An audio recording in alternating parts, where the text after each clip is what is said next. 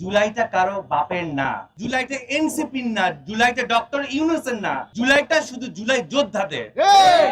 এমন ধারণা করার পোষণ করার কোনো কারণ নাই যে জুলাই বিপ্লবে এই গভর্নমেন্ট আসছে বলে ওরা আরেকটা ফ্যাসিবাদ সরকারের রূপ নিবে, সেই সুযোগ হতে দেয়া যাবে না, আমরা দিব না। আপনারা এই জুলাই যোদ্ধারা যারা এই মিডিয়া যোদ্ধারা তারা হতে দিবেন না। শপথ নেন আজকে জুলাইয়ের 1 তারিখে যে কোনো মূল্যেই জুলাই সনদ আদায় করতে হবে।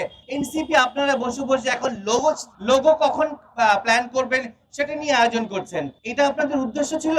আজকে কোনো একটা জায়গায় প্রাইভেট ইউনিভার্সিটি একটা ছেলে মেয়েকে দেখা যায় না, শুধুই কেন ঢাকা ইউনিভার্সিটি ছেলেদেরকে? যখন এই 17 জুলাই এই হল থেকে আপনাদের বহিষ্কার করা হয়েছিল তখন কারা নেমেছিল?